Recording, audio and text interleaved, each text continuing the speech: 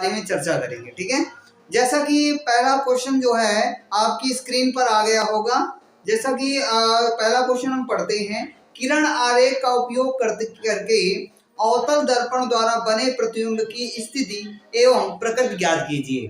ठीक है, यानी क्या ज्ञात करना है? प्रकृति ज्ञात करना है। ठीक है, तो है क्वेश्चन पढ़ दिया है और हम जो है इसको जो है देखते हैं। ये दो दो नंबर में पूछा गया है, बहुत ध्यान से समझना है। कुछ नहीं, चित्र बनाना है। ठीक है, क्या बनाना है? आरेख खींचना है और उसमें स्थिति, प्रतिबिंब की स्थिति एवं प्रकृति ज्ञात करना। ध्यान देना बेटा। जैसा कि हमने पहले वाले चित्र में हमने क्या किया है, वस्तु को कहां पर रखता है? वक्रता केंद्र और मुख्य फोकस के बीच में रखा है। अर्थात यहाँ पर वस्तु रखी है तो पहली प्रकाश की किरण इस प्रकार से, पहली प्रकाश की किरण ऐसे गई और दर्पण से टकराई। दर्पण से टकराने के बाद क्या हो गई?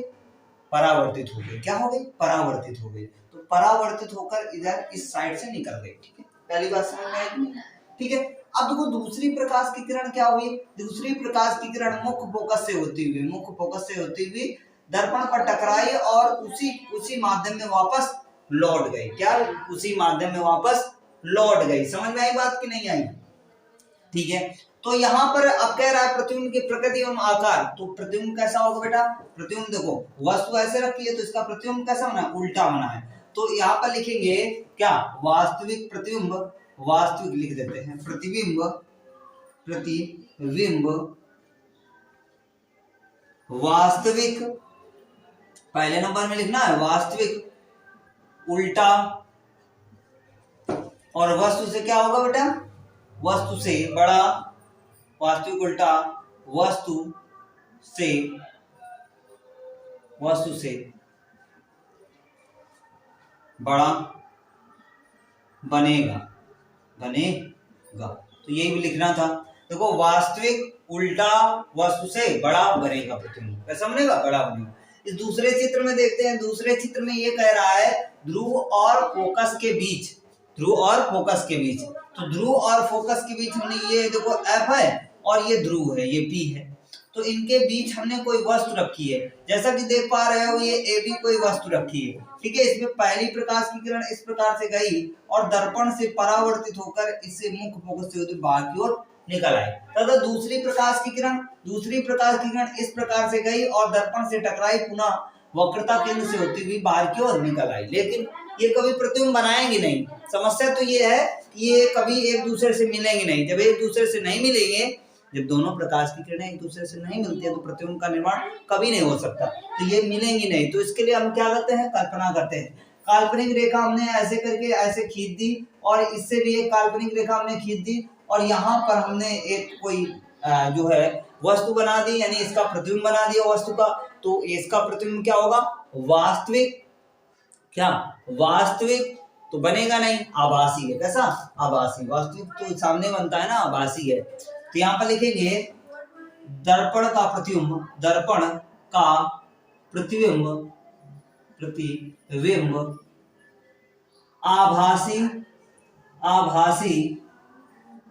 सीधा तथा वस्तु से बड़ा बनेगा। वस्तु से बड़ा बनेगा। ठीक है, इतनी बात समझ में आई कि नहीं आई? अगले क्वेश्चन की ओर चलेंगे। पहले स्क्रीनशॉट लेना हो जिसको ले सकते हो, नोट कर लेना। ठीक है, दूसरा नंबर क्वेश्चन क्या बोल रहा है? 5.0 सेंटीमीटर लंबाई की कोई वस्तु 30 सेंटीमीटर वक्रता त्रिज्या के किसी दर्पण के सामने 20 सेंटीमीटर दूरी पर रखी है। प्रतिबिंब की स्थिति, प्रकृति तथा आकार ज्ञात कीजिए। जैसा कि स्क्रीन पर आपको दिख रहा है क्वेश्चन। ठीक है, क्वेश्चन देख सकते हो, स्क्रीन पर हमने दे दिया है। ठीक है, अब देखो इसको सॉल्व करते हैं। देखो भैया कह रहा है 5.0 सेंटीमीटर लंबाई की वस्तु, यानी u का मान जो है वस्तु कह रहा है, वस्तु लंबाई है। तो भैया हमें पता है कि वस्तु की लंबाई को O से प्रदर्शित करते हैं। ठीक है, ये दूसरा नंबर क्वेश्चन है। ठीक है, तो वस्तु की लंबाई यानी O बराबर कितना आ जाएगा? 5.0 सेंटीमीटर। ठीक है, उसके बाद कह रहा है वक्रता त्रिज्या कितनी है? R बराबर कितना है? R बराबर 30 सेंटीमीटर। कितना है? 30 सेंटीमीटर। ठीक है, उसके बाद कह रहा है त्रिज्या के किसी किसी दर्पण के सामने 20 सेंटीमीटर की दूरी पर रखी गई है। क्या वस्तु जो है ये कितने सेंटीमीटर, 20 सेंटीमीटर, u बराबर -20। भैया आप याद रखना यहाँ पर तो ये नहीं दिया है अवतल है, ये उत्तल है, तो हमने यहाँ पर 20 सेंटीमीटर रख दिया। कोई दिक्कत है यहाँ पर, किसी को दिक्कत बेटा? यदि दिक्कत है तो कमेंट में कमेंट कर सकते हो, ठीक है। अब कह रहा है प्रतिबिंब की स्थिति, ठीक है, प्रतिबिंब की स्थिति, प्रकृति, आकार ज्ञात कीजिए, यानी v का मान ज्ञात करना है और इसके अलावा i का मान भी ज्ञात करना है, ठीक है। समझते हैं, ध्यान से समझना, बहुत ही इजी क्वेश्चन है, ठीक है, इसमें कोई दिक्कत नहीं होगी किसी भी बच्चे को, ध्यान देना। हमें देखो वक्रता त्रिज्या पता है, तो वक्रता त्रिज्या r बराबर इतना दिया हुआ है, तो f का मान इससे निकाल देते हैं। एक फार्मूला होता है f बराबर r/2, ये फार्मूला पढ़ा है सभी बच्चों ने, बताया था, ठीक है। तो f बराबर r का मान कितना है 30/2, डिवाइड कराओ बेटा, कितना आ जाएगा 15 सेंटीमीटर, 15 सेंटीमीटर आ जाएगा। f का मान हमने निकाल लिया, ठीक है, f का मान हमने निकाल दिया। अब इसके बाद देखते हैं आगे। अब जो है हमें पता है एक फार्मूला बेटा, फार्मूला हमने पढ़ा है, दर्पण का फार्मूला क्या होता है, चूंकि दर्पण का सूत्र क्या होता है, दर्पण का सूत्र, तो दर्पण का सूत्र सभी बच्चों ने पढ़ा होगा, 1/f बराबर 1/u प्लस 1/v, ठीक है। इस फार्मूले में रख देते हैं बेटा, किसका किसका मान हमें देखना है, किसका किसका मान पता है भैया, f का मान पता है, u का मान पता है, v का मान निकालना है। क्या दिक्कत है बेटा, किसी को दिक्कत है बेटा? देखो ये इधर प्लस में इधर आएगा माइनस में हो जाएगा, तो 1/v बराबर कितना हो जाएगा, ये प्लस में इधर आएगा माइनस, क्योंकि इसका मान निकालना है ना, पहले इसका मान निकाल लेते हैं, इसको इधर भेज देते हैं। तो यहाँ पर बेटा क्या हो जाएगा, 1/v बराबर कितना हो जाएगा, 1/f, ये इधर आया माइनस का 1/u, ध्यान देना बेटा।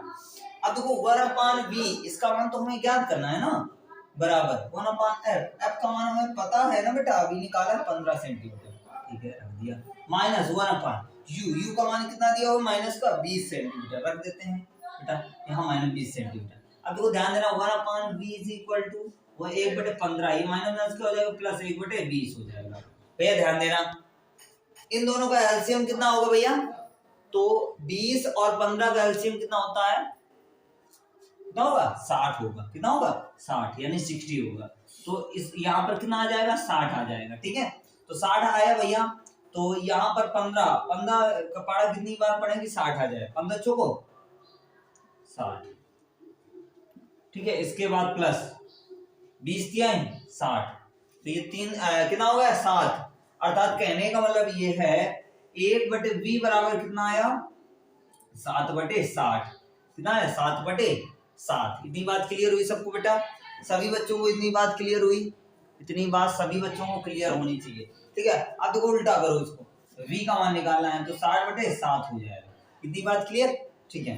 अब देखो हमें v का मान यदि पॉइंट में निकालना है तो पॉइंट में निकालना, लेकिन इसको जो है हम रखे रहेंगे, क्योंकि जब हम क्वेश्चन सॉल्व करेंगे, अर्थात जब हम i का मान निकालेंगे तो इसी का यूज करेंगे 60/7 का, ठीक है। लेकिन निकाल देते हैं इसको, इसका मान जो रियल में, तो भाग करा भैया 7 का 7×35, 7×49, 56, 5 56, 8 56, 4 बचा 40 हो गया है ना, दशमलव लगाया 0 बढ़ाया 40 हो गया, तो यहाँ पर कितना हो जाएगा 7 दूनी 14, 7 3 7 चौको 28, 7×35, 7×35 35 हो जाएगा, कितना बचा 7×35 बचा 5, तो 7×7 49 और 700, तो इतने लगभग सेंटीमीटर आ जाएगा। दशमलव के 2 अंक तक फिजिक्स में शुद्ध माना जाता है, तो दशमलव के 2 अंक तक निकालें। अब देखो भैया हमें क्या मान, आई का मान ज्ञात करना है, ठीक है, आई का मान ज्ञात करना है, तो आई का मान निकालो भैया। तो आई बराबर, क्योंकि हमने एक फार्मूला बेटा हमने शुरू में पढ़ाया था, क्या बताया था, I/O बराबर -V/U, ठीक है। आई का मान ज्ञात करना है, ओ का मान हमें पता है 5 है, कितना 5, रख देते हैं सभी को। तो ये I का मान हमें पता करना है, O का मान 5 है, बराबर -V का मान अभी निकाला है 60/7, U का मान कितना भैया, U का मान -20 है, -20, ध्यान देना होगा। यहाँ पर माइनस, चूंकि इसके बटे में एक मान लें, मध्य बाय का गुणा करा लेते हैं, ध्यान देना। तो यहाँ पर आ जाएगा I/5 बराबर ये कितना हो जाएगा 60, 60 इंटू 1 होगा और यहाँ पर 7 इंटू 20 होगा। 20 तिहाई कितना होता है 60, 20 तिहाई कितना होता है 60, 20 तिहाई 60। अब देखो त्रिया गुणा कराओ, आई का 7 के साथ में कराओ, आई का 7 के साथ में और इसका इसके साथ में, तो यहाँ पर 7 आई बराबर कितना आ जाएगा, यहाँ पर कर देते हैं 7 आई बराबर 5 तिहाई 15, तो आई बराबर कितना आ जाएगा 15/7, भाग कराओ 7 का, 7 दुनाई 14, 7 दुनाई 14 और इसके बाद बचा कितना 1, 7 एकम दशमलव गया, 7 एकम 7, 3 बचा 30 हो गया, 7 की 7 को 28, तो इतने सेंटीमीटर लगभग आएगा। ठीक है, माइ प्लस हो गया बेटा। इतना सबको क्लियर हुई बात? जिस बच्चे को स्क्रीनशॉट लेना हो तो ले सकते हैं। ठीक है, ठीक है, स्क्रीनशॉट लेना हो जिस बच्चे को ले सकते हैं आसानी से। ठीक है ना, कोई दिक्कत? हम दे दिया है हमने, जिस बच्चे को नहीं समझ में आया वो नीचे हमने देख सकते हैं, इस प्रकार से हमने सॉल्व किया है। ठीक है, तो ये बात सभी को क्लियर हो गई बेटा? ये बात क्लियर है सबको? आगे चलते हैं, इस बात को क्लियर कर लेना। ठीक है, क्वेश्चन पढ़ते हैं। अगला क्वेश्चन जैसा कि स्क्रीन पर आ गया है आप सभी के, कह रहा है किसी 4 ओम प्रतिरोध के प्रति सेकंड 100 जूल ऊष्मा उत्पन्न हो रही है। प्रतिरोधक के सिरों पर विभवांतर ज्ञात कीजिए। क्या ज्ञात करना है? विभवांतर ज्ञात करना है, यानी विभव ज्ञात करना है। क्या दिक्कत है इस सवाल में? किस बच्चों को इसमें दिक्कत है? ध्यान देना और ध्यान से समझते हैं इस बात को। ठीक है, तो देखो इसमें R का मान तीसरा है जो क्वेश्चन, इसमें R यानी प्रतिरोध का मान दिया, रेजिस्टेंस कितना दिया हुआ है 4 ओम, कितना दिया है रेजिस्टेंस 4 ओम। ठीक है, उसके बाद जो है H का मान कितना दिया है 100 जूल ना, 100 जूल दिया हुआ है। कह रहा है, क्या कह रहा है इसमें शब्दों पर गौर करना बेटा। प्रति सेकंड अर्थात समय क्या है t बराबर 1 सेकंड, t बराबर 1 सेकंड। तो हमें किसकी विभव की गणना करनी है, v का मान ज्ञात करना है। तो भैया चूंकि हमें एक सूत्र पता है, h बराबर, ध्यान देना बहुत ध्यान से समझना, h बराबर आई स्क्वायर आर टी, आई स्क्वायर यानी h बराबर आई स्क्वायर आर टी, ध्यान देना। अब हमें I का मान ज्ञात करना है, चूंकि हम पहले से जानते हैं V बराबर आई आर। ठीक है, I का मान यहाँ कहीं दिख रहा है? नहीं दिख रहा है, प्रतिरोध तो है, लेकिन समस्या ये है I का मान निकालना पड़ेगा तभी तो विभव ज्ञात कर सकते हैं, डायरेक्ट कोई सूत्र नहीं है।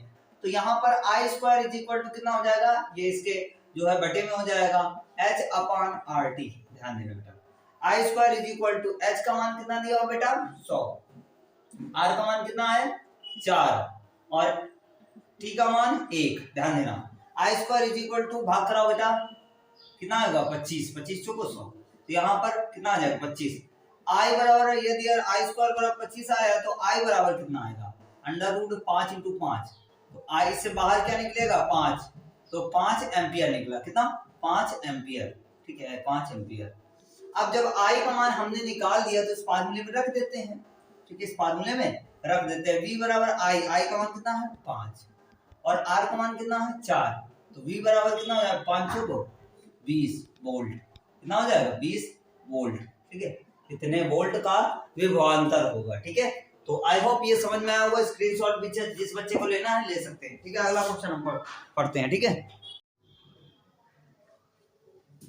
देखो क्वेश्चन नंबर 4। ठीक है, जैसा कि स्क्रीन पर दिखाई दे रहा है, क्या बोल रहा है एक घर में 100 वाट के 15 विद्युत लैंप प्रतिदिन 6 घंटे जलाए जाते हैं। कितने? 100 वाट के जो है बल्ब हैं, कितने 15 वाट बल्ब रोज यानी पर डे कितने और 6 घंटे जलते हैं। बहुत ध्यान से समझना। इसके बाद कह रहा है 30 वाट का एक रेफ्रिजरेटर यानी फ्रिज, ठीक है, को फ्रिज भी 10 घंटे प्रतिदिन कार्य करता है। ठीक है, 10 घंटे रोज इसको जो है ऑन रखा जाता है। ठीक है, उसके बाद कह रहा है रुपए 2.5 यानी 2.5 रुपए, 2.50 का मतलब 2.5 रुपए प्रति 2.5 रुपए प्रति यूनिट की दर से एक माह में विद्युत खर्च कितना होगा। यानी एक महीने में कितना खर्चा आएगा, ठीक है, इनको जलाने पर डे जलाया जाता है। तो हमें सबसे पहले समझना है एक यूनिट का खर्च कितना है। एक यूनिट का है 2 यानी 2.5। तो यहाँ लिखते हैं एक यूनिट का खर्च कितना होगा 2.50 इतने रुपए, ठीक है, इतने रुपए, ठीक है, कोई दिक्कत, ठीक है। अब चूंकि हम जानते हैं कि एक यूनिट कितने किलोवाट के बराबर होता है, तो एक यूनिट जो होता है वो 1 किलोवाट घंटा के बराबर होता है। कितने? 1 किलोवाट घंटा। तो पहला देखो समझना बिल्कुल ध्यान से, कह रहा है बल्ब की बात कर लेते हैं, विद्युत लैंप जिसे कहते हैं, विद्युत लैंप की बात कर लेते हैं, लैंप की बात कर लेते हैं। विद्युत लैंप जो है कितने 100 वाट का है, कितने 100 वाट का, ठीक है। उसके बाद कितने जो है बल्ब है 15 बल्ब है, ठीक है। रोज कितने घंटे जलाए जाते हैं 6 घंटे। और एक यानी कह रहा है एक माह यानी एक महीने में कितने दिन होते हैं 30। गुणा करा भैया कितना हो जाएगा 15 3 45 और यहाँ पर कितना हो जाएगा 15 3 45 और 6 में गुणा करा दो तो 45 और 6 56 से 30 और 4 3 12 और नहीं 36 का 18 और कितना होगा 30 18 3 कितना होगा 30 कितना होगा क्या 16 15 45, ठीक है। 6 का गुणा कराया 56 से 30 6 को 24 और 3 27 बेटा सॉरी, तो इतना आएगा, मतलब कितना आएगा यानी 27 जीरो और देखो कितने जीरो 1 2 ये 3 जीरो टोटल हुए, कितने जीरो 3 जीरो, इतने वाट घंटा निकला, इतने वाट घंटा निकला। बात समझ में आई बेटा, इतने वाट घंटा निकलेगा। अब देखो इसको किलोवाट घंटा में कन्वर्ट करो तो किलोवाट घंटा चूंकि हमने पहले ही बताया है कि एक समझना 1 किलोवाट घंटा जो होता है वो कितने वाट घंटा होता है, तो 1000 वाट घंटा होता है। तो भैया इसमें वाट घंटा कितना लिखा है, तो ये 3 जीरो ले लो तो कितना बचेगा 270 किलोवाट घंटा, ठीक है। अब देखो इतना तो निकल आया। इसके बाद अब रेफ्रिजरेटर का कह रहा है, किसका रेफ्रिजरेटर का, तो हम रेफ्रिजरेटर का निकाल लेते हैं, किसका बेटा रेफ्रिजरेटर,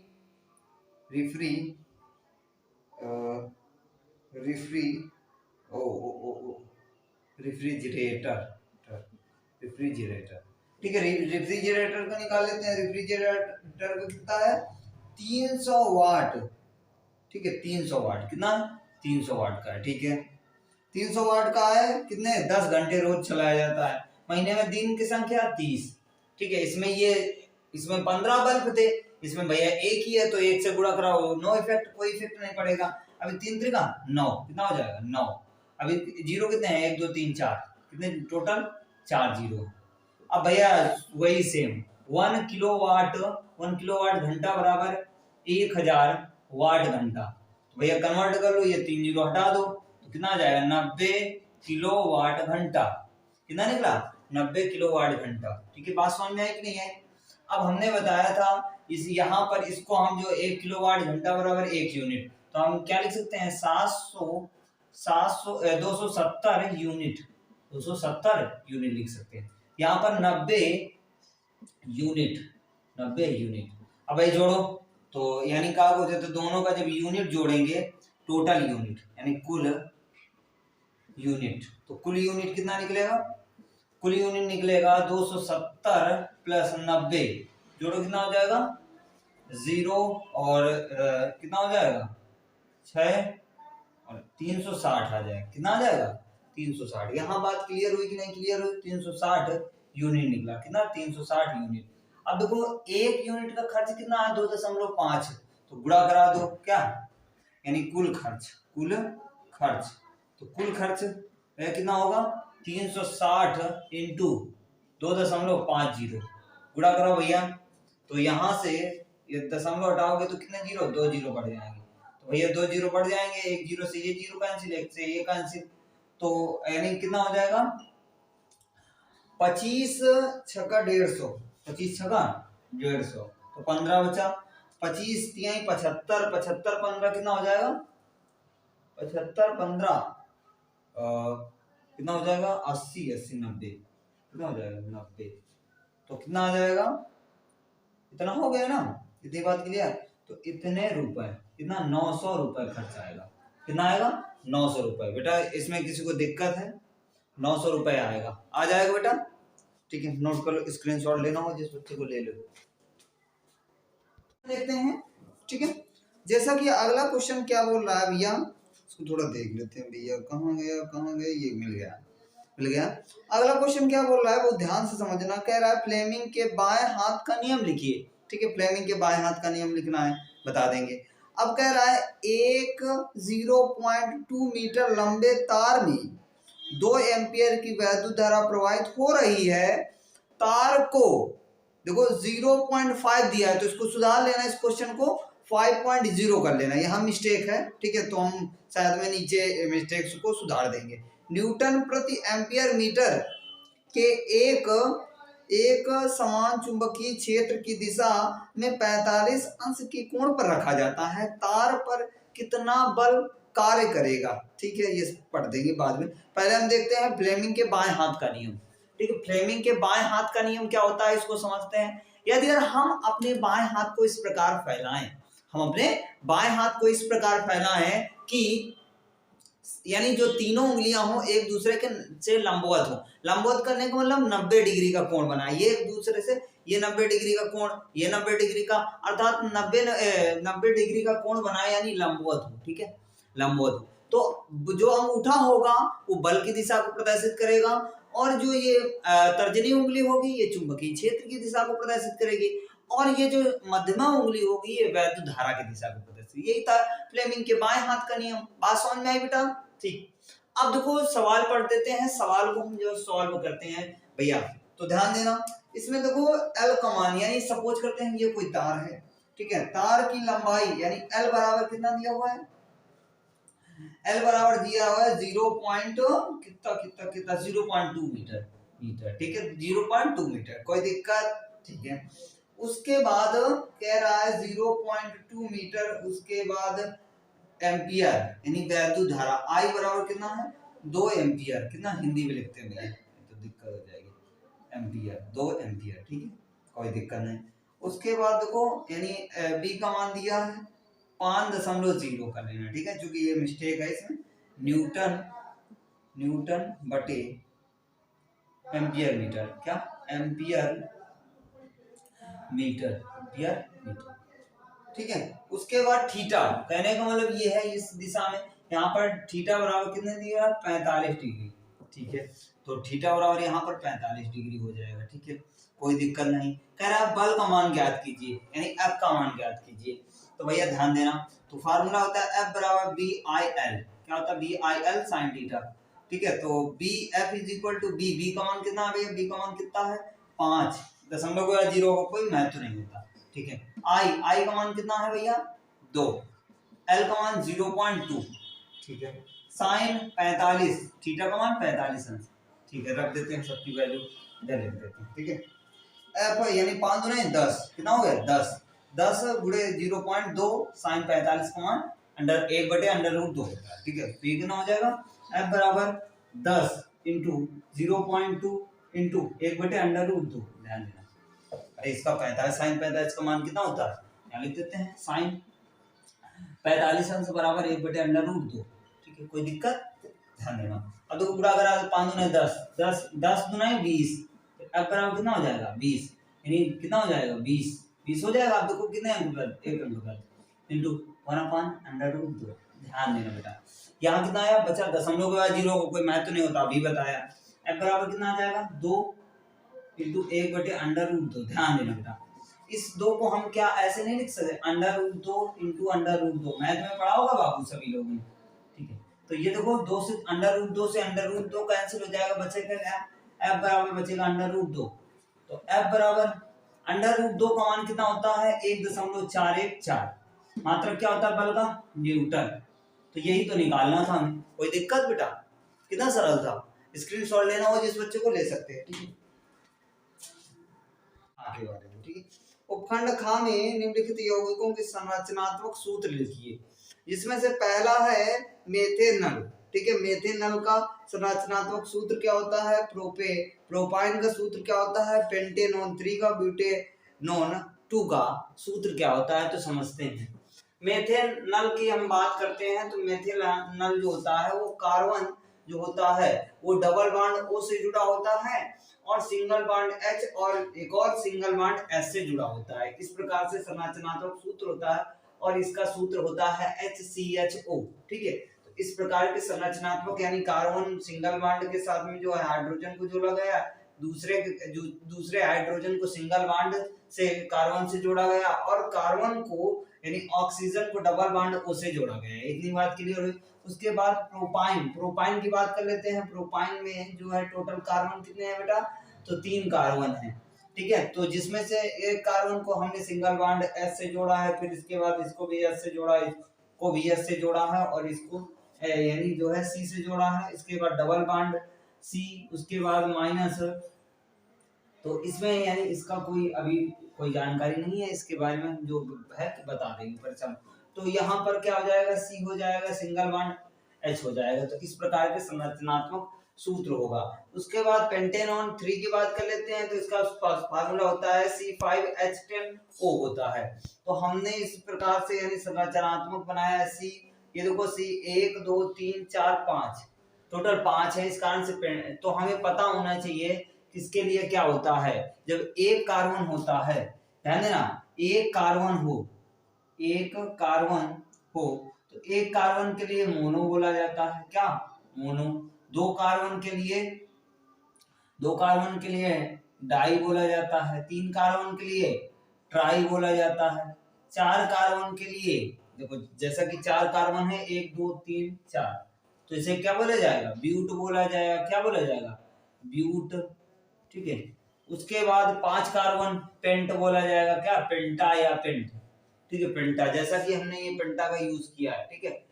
तो यानी पेंटा, ठीक है। तो 5 कार्बन तक के हमने ये बता दिया। एक में मोनो जैसे CO, तो कार्बन मोनोऑक्साइड जो धुआं होता है उसका सूत्र क्या होता है, CO, तो उसका होता है CO, तो कार्बन मोनोऑक्साइड बोला जाता है। CO2 यानी कार्बन डाइऑक्साइड बोला जाता है। CO, ठीक है, CO2, CO3 carbon trioxide, CO4 carbon ब्यूटाऑक्साइड, ठीक है। 5 हो तो कार्बन पेंटाऑक्साइड। इसी प्रकार से होता है बेटा। यहाँ इसके जो स्क्रीनशॉट लेना हो जिस बच्चे को ले सकते हैं, ठीक है, स्क्रीनशॉट ले सकते हैं। सभी बच्चों ने स्क्रीनशॉट ले लिया होगा, ठीक है। तो यहाँ से जो है हम इस बात को समाप्त करते हैं, ये सेशन समाप्त करते हैं। अगले सेशन में हम लेकर आएंगे और जो है केमिस्ट्री का कुछ भाग बचा है और इसके साथ साथ बायोलॉजी का जो भाग बचा है सारी चीजें क्लियर करवा देंगे, ठीक है। तब तक के लिए धन्यवाद और दोस्तों के साथ में शेयर करते रहिए जैसा कि एग्जाम शुरू हो चुका है, ठीक है।